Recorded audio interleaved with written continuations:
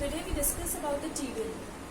Tibia is the large and the medial bone of our leg, and it is homologous with the radius bone of the upper leg.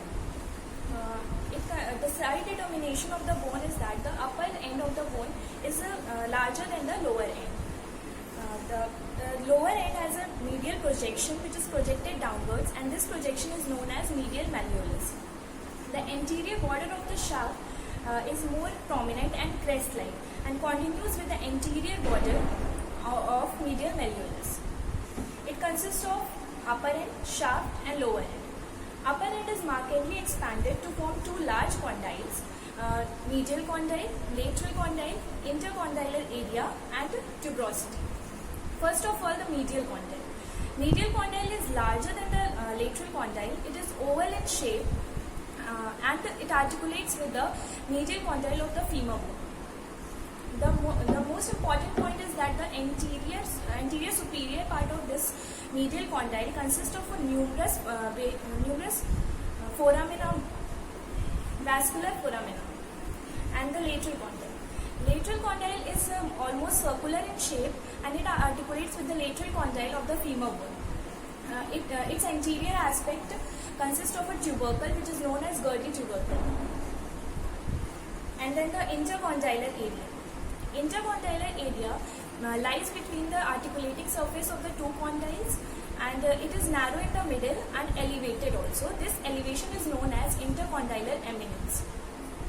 And then the tuberosity. This tuberosity is also known as tibial tuberosity. It is present on the upper part, anterior aspect of the upper part of this bone. This has two parts, upper smooth part and lower rough part. The most important point for this is that the epiphyseal line for the upper part of the bone crosses between the junction of these two parts. The next is the shaft of the bone. The shaft of the bone is prismoid in shape almost.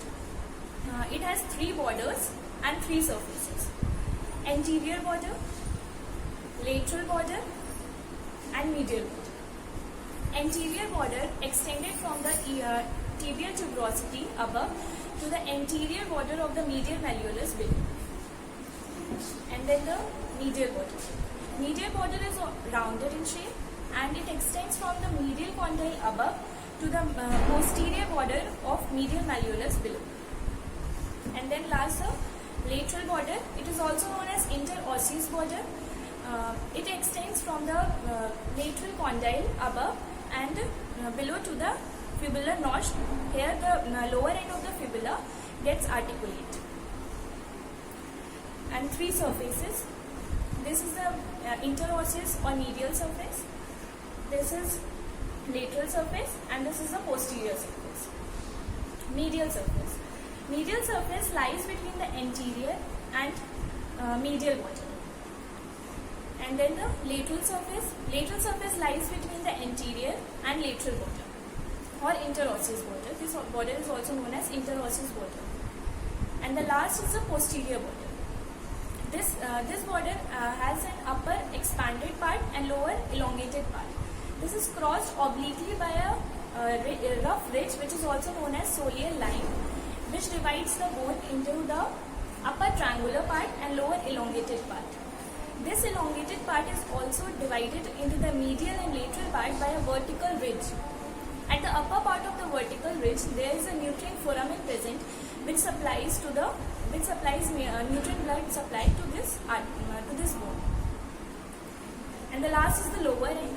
The lower end of the bone is slightly expanded, and it has five surfaces: anterior surface, which is larger and smooth at the upper part and rough and grooved at lower part; medial surface, which continues with the medial malleolus; lateral surface, here is a triangular fibular notch present to which the lower end of the fibula attaches to; and the posterior surface, which is smaller than the anterior surface; and the last is the inferior surface, which articulates with the talus bone to form ankle joint. Capsular ligament of the knee joint, which is attached to the medial condyle; iliotibial tract, which is attached to the lateral condyle, mostly at the Gerdy's tubercle, and the attachments to this intercondylar area; anterior horn of lateral meniscus, posterior horn of lateral meniscus, anterior horn of medial meniscus, posterior horn of medial meniscus, anterior cruciate, posterior cruciate.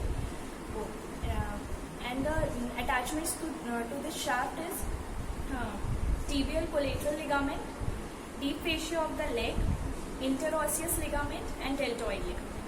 Interosseous ligament is here and deltoid ligament is here. And then the blood supply. The blood supply is from the posterior part. Here the nutrient foramen is present. There is the largest nutrient foramen. Nutrient artery of this bone is the largest nutrient artery of the body, and it supplies from the posterior tibial artery. The next is the clinical anatomy. The upper end of the tibia is most commonest site for acute osteomyelitis because the knee joint is safe because of the capsular ligament attached to the articulating surfaces. And the second one is the fracture of the bone. Mostly the tibial bone fracture from between the junction of the upper 2/3 and lower 1/3 part. This fracture may unite slowly or may not be unite because of poor blood supply, or it may be also caused by the rupture of the nutrient artery. And the last is the dislocation of the tibia on talus. This shows a commonest projection on the heel, and this is the commonest injury of the ankle joint.